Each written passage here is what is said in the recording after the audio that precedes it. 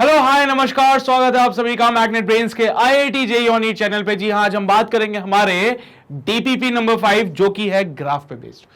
भाई लेक्चर देख लिया होगा, ग्राफ के कॉन्सेप्ट समझ आ गए होंगे। भाई कैसी इक्वेशन पे कैसा ग्राफ बनता है पता चला होगा। मैंने आपको स्ट्रेट लाइन के लिए कुछ बातें बताई थी कि स्लोप कैसे निकालते हैं, कब पॉजिटिव होता है कब नेगेटिव होता है, इंटरसेप्ट क्या होता है, सब कुछ मैंने ऑलमोस्ट चीजें क्लियर कर दी थी। सर्कल के लिए इक्वेशन आपको पता है, एलिप्स के लिए पता है, मेजर एक्सिस क्या होती है, माइनर एक्सिस क्या होती है, एसेंट्रिसिटी क्या होती है, फोकस क्या होता है, सब पता था अपने को, पता है ना। अनजान मत बनना अब, है ना। हाँ पता है मैंने अब सारी बातें।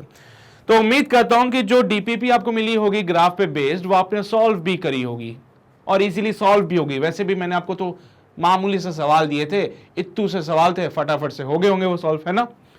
चलिए भाई, तो शुरू करें क्या। जो लोग मुझे नहीं जानते, मेरा नाम आशीष कपलेश है। पिछले 6 सालों से मैं जेईई एस्पिरेंट्स को पढ़ा रहा हूं। मोर देन 50,000 स्टूडेंट्स को अभी तक मैं पढ़ा चुका हूं और ये जो मेरा एक्सपीरियंस है ये आप लोगों के लिए भी बहुत बेनिफिशियल होगा। लेकिन आपको जो करना है वो ये है कि जो चीजें मैं आपको यहाँ पे सॉल्व करा रहा हूं उनको नोट करो, अपने हाथों से नोट्स बनाओ, वो इंपॉर्टेंट है। जो डीपीपी है हर लेक्चर के बाद ऑलमोस्ट एक डीपीपी आपको मिल जाती है, उस डीपीपी को सॉल्व करो, वो बहुत इंपॉर्टेंट है अपने लिए, ठीक है। फिर अगर कोई डाउट आता है तो उसके लिए वीडियो सॉल्यूशन में बना रहा हूं, डीपीपीज आपको वेबसाइट पे मिल जाएगी, ठीक है। ये लिंक यहां से जाना वेबसाइट पे डीपीपी आपको मिल जाएगी, उसका वीडियो सॉल्यूशंस मैं बनाता हूं। वीडियो सॉल्यूशंस आप देख के सकते हो और अपने जो डाउट्स डीपीपी में आए उनको सॉर्ट आउट कर सकते हो। अपार्ट फ्रॉम दिस मैं यहाँ पे प्रैक्टिस क्वेश्चंस कराता हूं, तो प्रैक्टिस क्वेश्चंस भी साथ साथ सॉल्व करोगे तो फायदा मिलेगा। प्रीवियस ईयर क्वेश्चंस अभी से हम करना शुरू कर चुके हैं, सो दैट लास्ट में जाके हमारे ऊपर कोई बर्डन ना रहे। एग्जाम पास में आएगा तो हम फ्री माइंड होकर तैयारी कर सके, रादर देन ये सोचने से कि यार अभी तो पीवाईक्यू भी करना है, अभी तो ये भी करना है, वो भी करना है, वो भी करना है। स्टार्टिंग से चीजें लेके चलेंगे हम लोग, ठीक है। तो इससे क्या अपने को कोई दिक्कत नहीं आएगी फिर। फाइन, चलिए भाई, तो शुरू करते हैं हमारा आज का लेक्चर। और पहला सवाल जो हमसे बोला था, the correct graph of 3x plus 4y plus 1 equals to 0 is. भाई इनमें से ये इक्वेशन दे दी है, इसके लिए सही ग्राफ कौन सा होगा बता सकते हो तुम लोग। स्ट्रेट लाइन के ऑप्शंस दिख रहे हैं सब जगह, हाँ सर सब जगह। स्ट्रेट लाइन के लिए इक्वेशन लिखी जाती है y equals to mx plus का c। स्ट्रेट लाइन के लिए इक्वेशन लिखी जाती है y equals to mx plus का c। भाई अगर मैं हमारी इस गिवन इक्वेशन को भी इसी फॉर्मेट में कन्वर्ट कर लूं तो मजा आ जाएगा। तो मैंने कोशिश करी, मैंने बोला यार 3x plus 4y plus 1 will be equals to 0। तो यहां से जब मैंने देखा तो 4y बना माइनस का 3x एंड माइनस का 1। भाई जब मैंने y को देखा it comes out be minus का 3/4 x माइनस का 1/4। तो ये हमें y का वैल्यू मिल गया, यहां से हमें यहां से y का वैल्यू मिल गया। जरा इस इक्वेशन को और इन दोनों को आपस में कंपेयर करके देखो, तो कंपेयर करोगे तो स्लोप आपको मिलेगा माइनस का 3/4 और यहां से जो इंटरसेप्ट है c ये मिलेगा माइनस का 1/4। तो आप देख सकते हो कंपेयर करने पे y जो स्लोप है वो माइनस का 3/4 है, इंटरसेप्ट माइनस का 1/4 है। पहले ऑप्शन में इंटरसेप्ट उसने बोला है 1 है, y इंटरसेप्ट 1 है, बहुत गलत बात है सर। दूसरे ऑप्शन में बोला y इंटरसेप्ट प्लस का 1/4, बहुत गलत बात है सर ये भी। तीसरे ऑप्शन में माइनस का 1/4, चौथे ऑप्शन में भी माइनस का 1/4। यहां आ सकते हो, ठीक है। अब ये होगा या ये होगा सोचना है, तो उसके लिए आप स्लोप चेक कीजिए बेटा। यहां आप देखोगे जो थीटा है क्या वो 90 डिग्री से छोटा है? जी सर बिल्कुल 90 डिग्री से छोटा है।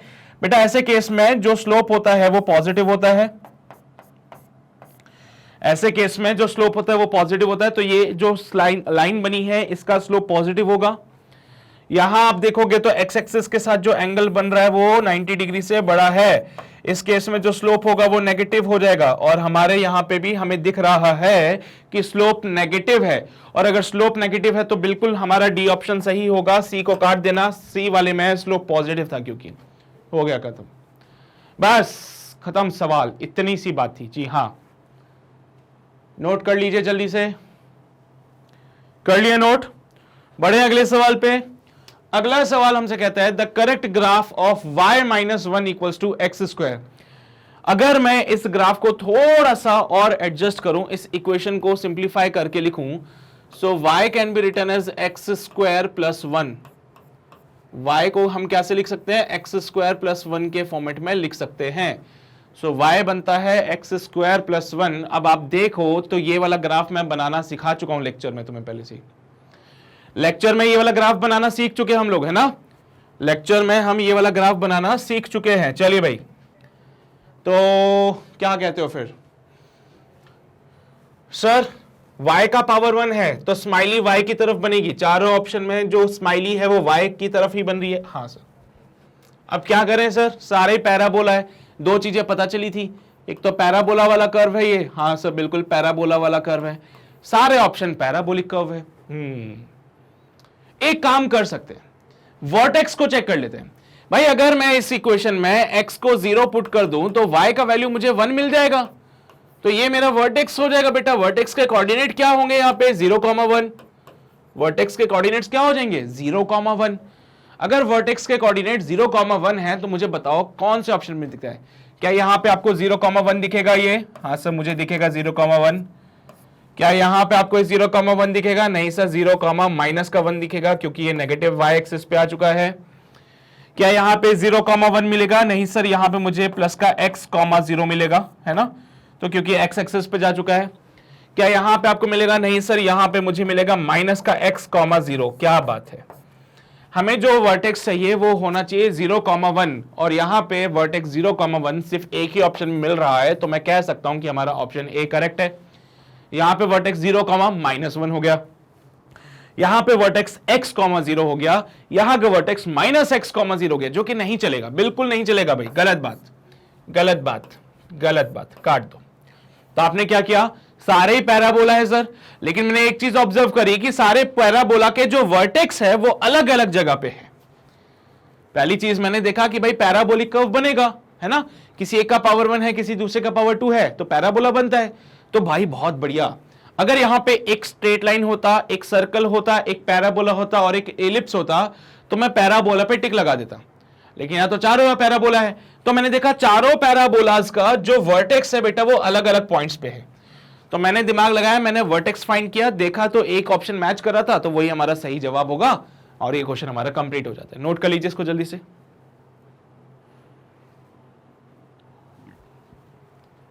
आ जाओ भाई अगले सवाल पे। Slope of the straight line shown in the figure. यहां पे आपको एक स्ट्रेट लाइन दिख रही है, इसका स्लोप क्या होगा ये आपको बताना है।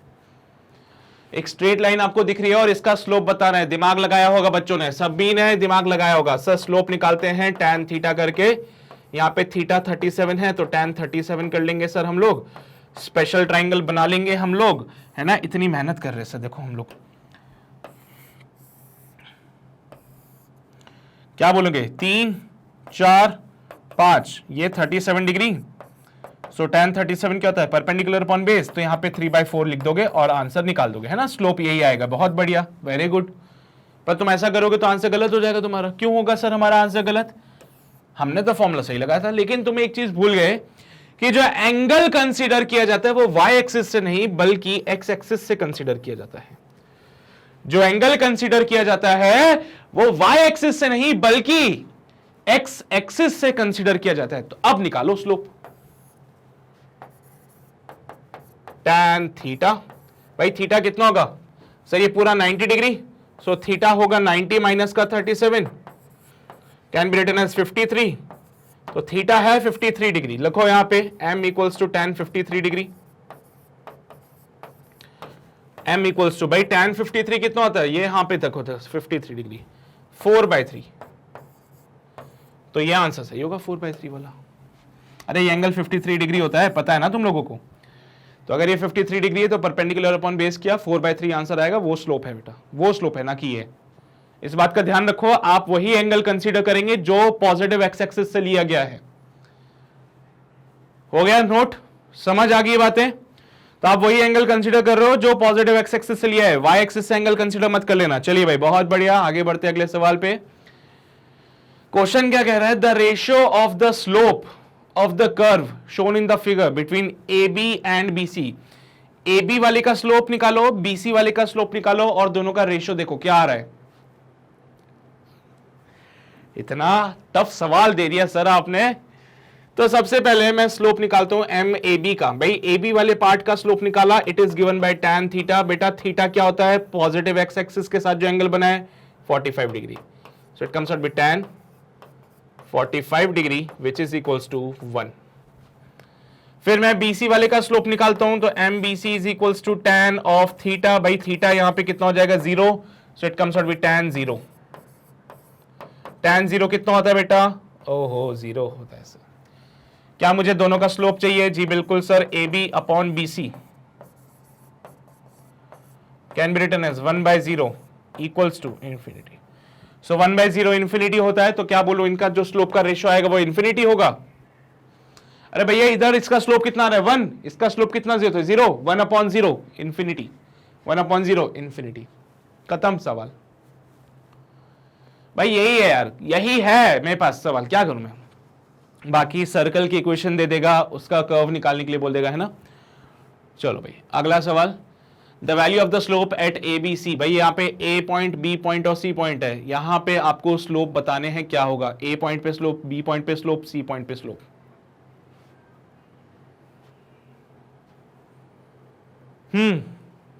यहां पे मान लीजिए ये एंगल बनता है अपना θ1, यहां से आपने एक लाइन बनाई, बोला ये एंगल बनता है θ2, यहां से आपने बोला एंगल बनता है θ3। चलिए भाई दिमाग लगाया हम लोगों ने, हाँ सर बिल्कुल लगाया। सर tan θ1, सर पहली बात तो मैं स्लोप पहले वाले पार्ट में A पॉइंट पे स्लोप फाइंड कर रहा हूं, इट इज योर tan θ1। बेटा tan θ1 क्या होता है? Perpendicular upon base. ये रहा परपेंडिकुलर, ये रहा बेस, तो परपेंडिकुलर हो जाएगा 60, बेस हो जाएगा 50, तो ये 60 अपॉन 50, तो ये बन जाएगा 6/5। तो पहले वाले का स्लोप आएगा बेटा 6/5, पहले वाले का स्लोप आएगा 6/5। चलिए भाई सेकंड वाले पार्ट पे चलते हैं, MB पे, तो MB can be written as tan θ2। भाई tan θ2 हो गया है, ये भी परपेंडिकुलर अपॉन बेस कहलाएगा। जरा मैं छोटे वाले ट्राइंगल को यहां जूम करके बना दूं, ये θ2 एंगल है बेटा, यहां पे ये वाला पार्ट कितना हो जाएगा 50 से लेके 100 तक, ये हो जाएगा 50, ये कितना हो जाएगा, ये पूरा 70 है, ये हो जाएगा 10, खुद ही से सोच लो। यहां से लेके यहां तक 100 माइनस 50, ये 50 हो गया बेटा, ये पूरा 70, ये पूरा 60, 70 माइनस 60 10 होता है, तो ये मेरा ट्राइंगल बन गया। परपेंडिकुलर है 10, बेस है 50, so 10/50 is your 1/5। Third case में एंगल निकालते हैं, तो स्लोप C का निकालना है, it is tan θ3। Sir ji θ3 is greater than 90 degree, इसलिए स्लोप नेगेटिव आएगा। अरे θ3 देखो ऑब्ट्यूज बन रहा है, वो 90 डिग्री से बड़ा है, 90 डिग्री से बड़ा है, इसलिए माइनस के साथ आएगा। और यहां पे माइनस का परपेंडिकुलर अपॉन बेस, परपेंडिकुलर इसके लिए 70 है और बेस इसके लिए 150 है, कि 50 है 50 है सर 50।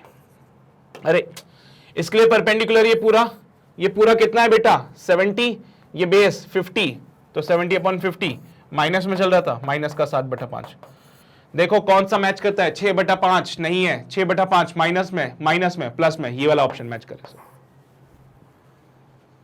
6/5, 1/5 माइनस का 7/5, ये हमने स्लोप निकाल लिया। बस सिंपल सा तरीका है स्लोप निकालने का। इसके अलावा अगर आपको कोई कर्व दे दे तो कर्व को डिफरेंशिएट कर लेना, तो स्लोप मिल जाएगा। कर्व का डिफरेंशिएशन कर लेना। जैसे एक सवाल मैं तुम्हें यहां दे देता हूं, मान लो सवाल हमें ऐसा दे दिया गया, ध्यान से देखिएगा सभी लोग, कि y² = 4ax, find slope eight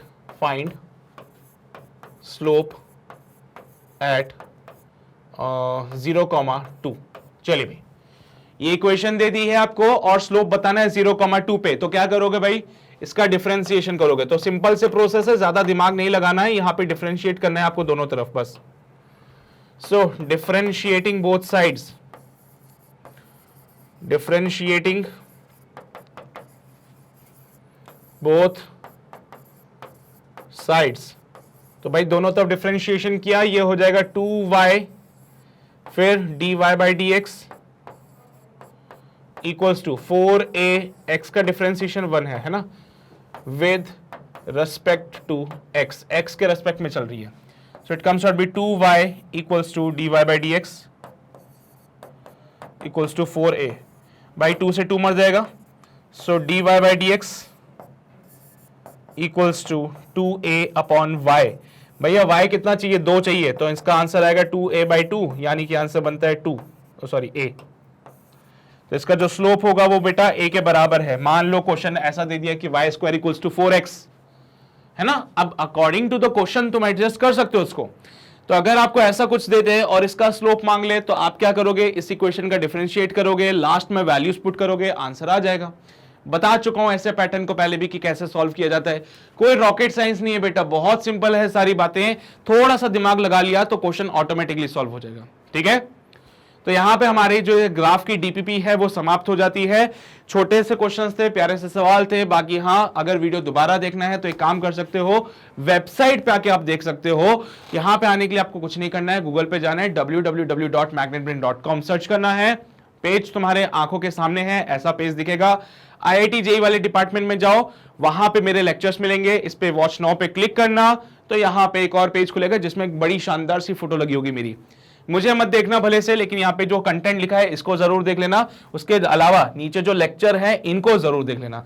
यहाँ पे आपके सारे लेक्चर्स अभी तक जो मैंने कवर करा है बेटा सारे अवेलेबल हो जाएंगे।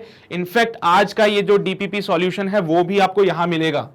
ठीक है, तो ये सारी चीजें आपको यहां मिलेगी और ये बिल्कुल फ्री रहेगी। तो कभी भी ऐसा नहीं होगा 2 लेक्चर देखने के बाद आपसे कोई अमाउंट बोल दे, आपसे कोई बोल दे कि सब्सक्रिप्शन ले लो, आपसे कोई बोल दे कि कूपन कोड लगा लो। कोई कूपन कोड नहीं लगाना है, कोई सब्सक्रिप्शन नहीं लेना, बिल्कुल फ्री रहेगा। तो जितने बार देखना है उतने बार देखो, जब देखना है तब देखो। ठीक है, चलिए भाई, जाने से पहले ये 3 काम जो तुम करते हो, अगर चैनल पे नए हो तो लाल बटन दबा देना, उसके बगल में जो घंटा है उसको बजा देना, सो दैट आप कोई नोटिफिकेशन को मिस ना करें। अपार्ट फ्रॉम दिस, अगर सेशन पसंद आया हो तो सेशन को लाइक जरूर कर देना, और हाँ, अपने दोस्तों तक सेशन जरूर पहुंचाना है। देखो बहुत सारे बच्चे ऐसे हैं जिनको जेई की तैयारी करनी है लेकिन वो कंफ्यूज है अभी कि क्या करें क्या ना करें। तो भाई जाओ, उनकी मदद करो, जाके उनको गाइड करो, उनको बताओ जाके कि मैग्नेट ब्रेन पे जेई की धमाकेदार शुरुआत हो चुकी है। तो अब भटको मत, कंफ्यूज मत हो, सीधा यहां पे आओ, ज्वाइन कर लो। ठीक है, चलिए भाई, तो ये कहानी थी हमारे डीपीपी नंबर 5 की, और बस इतनी ही बातें हैं। मिलते हैं आपसे अगले सेशन में, तब तक अपना ध्यान रखिए, पढ़ाई करते रहिए। All the very best.